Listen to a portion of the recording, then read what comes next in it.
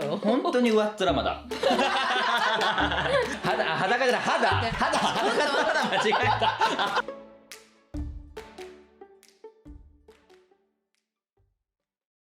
今日もゲストが来てくれました。スタイリストの深見さんです。よろしくお願いします。深見ちゃん、よろし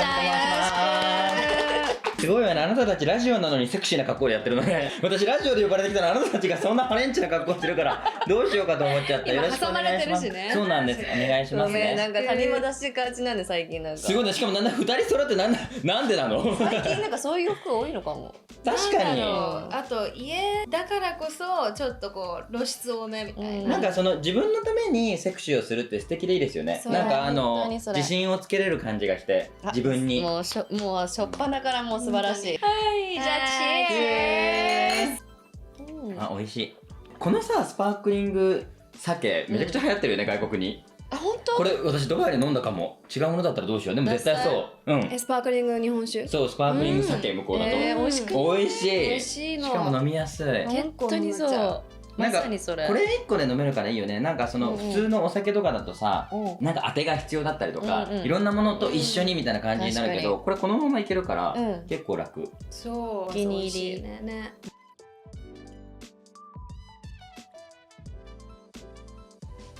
深見ちゃんが来るっていうことで、なんか人生相談いっぱい、いろんな人のこう悩み相談に答えてそうだなって。あ、そういうことね。相談事送ってくださいっていう風に募集してたくさん来たものがあるんですね。はい、そう。じゃあやりましょう。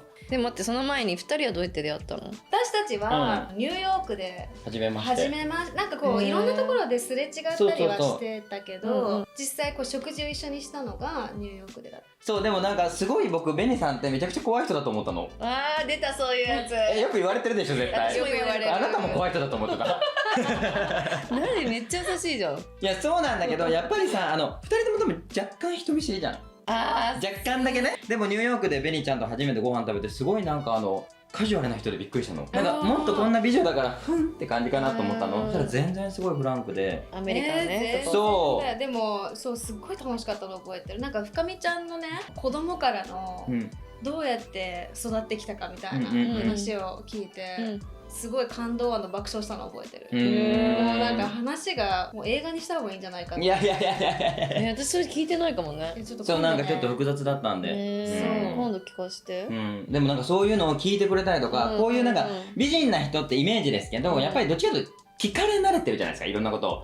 可愛いねって言われたりとか、なんか何々してんのってなんか男性の人にやっぱり口説かれることも多いから。でもなんかベニちゃんと始めた時は彼女がインタビュアーみたいないろんなことを聞いてくれたから、あ、なんか面白すぎる。すごいフランクにこうやって話せるんだって思ったのがなんか素敵だなと思ったところ。それどのぐらい前？3年前だね。へえ。私と深見ちゃんすごいよ。超浅いの出会いが。そう、もうこの2ヶ月ぐらいですよまだ。本当に。多分いいところは2人ともはっきり物事を言うからお互い話は早かった。でも入り口までがすごい遠かったの。この人って怖そうだしなと思ってるし、タキコも多分深見自体にあんまりその接点が意外となくって、共通の友達も少ないし。でもその深見ちゃんと出会う前にひろみちゃんとたまたまその1週間前に初めて出会ったの。お酒入ってきたらすごい仲良くなってご飯行こうよってなったら、別にそっからのじゃなくてたまたま1週間後にランチしたんだよね、初めて。たまたまってどういう？なんかね、部下の人とランチする予定だったの私が。なんだけど、そしたらさきこがそこに来たの。そうそしたらもう速攻意気投合した。わかる。私的には。めちゃくちゃ最近じゃんそれ。そう、本当に上っ面まだ。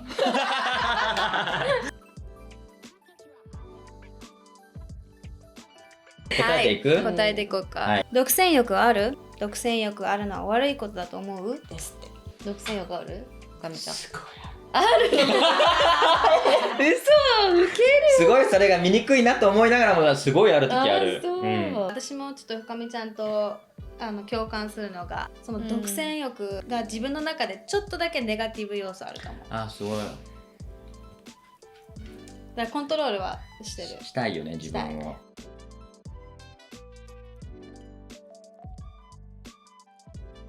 スタイリスト深見ちゃん、コーディネートするとき何から決めていきますか？知りたい。仕事の場合と自分の場合をじゃあ言うね。仕事の場合は正直ない。だって人によるから、その人がすごい靴下にこだわりがある人とか、すごい髪の毛にこだわりがある人とか、スタイリストする時ってそのタレントさんとかモデルさんの人ありきだから、その人をすごいじっと見て、あ、この人多分ここが好きなんだろうなって大体わかるから、その細部でアクセサリーがすごい好きな人だ、アクセサリーをたくさん先に出してあげてとか、だからその人に合うようにしてるから、なんか自分が一番こだわってるものから決めればいいと思う。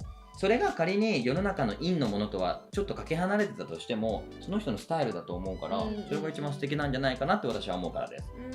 自分のコーディネートの場合はTPO によるけど、仕事の時はもうさ、私はスタイリストから黒い服が多くなっちゃうからつまんないから省いて、デートとかする時だったら裸いや裸じゃない、肌間違えた。肌ごめん、今本当にノーアンダーウェアの深見ちゃん想像して間違えちゃった。違うデートっていけるっけ？いけないけど犯罪それ。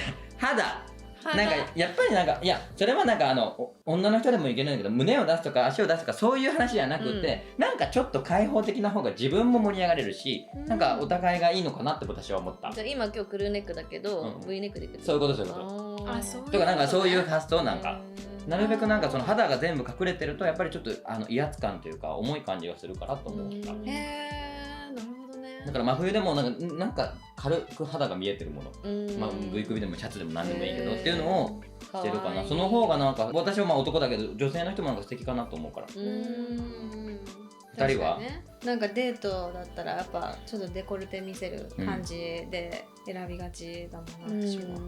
なんかその方が素敵だよね。なんか可愛くない？自分がこんなちゃんと自分のなんか頑張ってる私みたいなやつが。デートするときにこう気合い入れてこうおしゃれとかするっていうの大切だよね、やっぱ。すごい大切だと思う。それあるプロセスをむしろ見せたいかも、世の中のその相手の人たちに。わかる、好きな人と好きになろうとかしてる人たちにね。多分可愛らしい瞬間だよね。わかる。どんだけお金使ってるか。どんだけ無駄になったものがあるかって。あとやっぱスタイリストでも今まで無駄あったって思うんだ。だって相手に合わせてるもん、恋愛の時は。だから相手が多分これ会話の端々でわかるじゃん。乙女なんか私すごいちゃんと女の子だもん。超乙女だからそれで初めのうちにバーって買っちゃうじゃん、盛り上がってるから心が。なるほどね。でそれで全然無駄になったものいっぱいある。そういう感じ嫌いに OK と思ってもう封印する、なかったことに。チャレンジは一応するけど。そうそうかな。さきこは何から決めてんの？服デートの時は私両方やる。パーカーで行く時もあるし。両方でやるってどういうこと？いろんな自分を見せる。すごい。セクシーな時もあるし、本当に超カジュアルで行ってみたりとかするし。なるほどね。デコルテをここを見せたいっていうのはすごいわかるので、ここ見せてるとさ、自分がこうどんどんさこう意識するからさ、自分がこう綺麗になれるプロセスじゃん。わかる。姿勢とかね。姿勢とか、だからここは出してるとこうやろう、こういう風に、これできないじゃん。わかるわかる。だからこうやってやってよってか思うから、自分のためにもだから恋愛ってこう自分を上げるプロセスになれるから、すごいなんかデート行くと確かに。だからここを意識するし、あるけどなんかたまにカジュアルにしていろんな自分を見せようとするかも。それが一番健康的ではありそうだよね。相手にばっかりを考えすぎちゃうとやっぱり疲れちゃう時は絶対あるから私そうだけど。確かに。だからパーカーを着てでも可愛いなって思ってくれる人がいいよね、やっぱ。おしゃれだなとかさ。おっしゃる通り。セクシーな格好だけで着てくださいって絶対無理でしょ。まあね。なんかすごいもうパンって来ちゃったけど、はい、かみちゃん、はい、もうエンディングが来ました。いやでも面白かったです。なんか僕ポッドキャストって初めて出たかも。でも外国英語を勉強してるから、外国のやつは聞いたことあって何回か、なんか日本ってあんまりこうやって自分が自信を持つために何かしていこうみたいなこのポジティブなこととかメッセージをカジュアルに伝えるものっていうのが意外と少ない気がして、なんかどう思われるのか意外と気にしなきゃいけなかったり、テレビとか公共のラジオだとそういうものがあるんですけど、ポッドキャストって好きな人のものを好きな時間に好きなためにやるだけだから、それはなんかすごく一方的ではあるんですけど、このリスナーの人たちとコネクトできてるんだろうなっていうのがゲストで来て2人の話し方を聞いてすごい思ったから、なんか面白いなと思い思いました。すごいさすがまとめ方。その通り、なんか友達同士がこうやって飲みながら話してて、すごいなんか帰った時に明るい気持ちになったり、じゃあ明日も仕事頑張ろう、早いけどみたいな、そういうマインドに聞いた後になれるポッドキャスト、まあそういう番組になるといいなって話してて、ポッドキャストでだからそういうちょっとこうもうちょっと近い友達のような感覚でリアルな、ちょっとさらに一個深く入ったリアルをこう語り合えるから、そうすごい今回いろんな恋愛もそうだし、いろんな話をこう深見ちゃんとシェアできて、すごいリスナーさんもためになったと思う。ありがとうございました。楽しかった。また呼んでください。ぜひ、楽しかった。じゃあ引き続き飲んじゃいますか。はい。Over the bubbly 最後に乾杯で。Cheers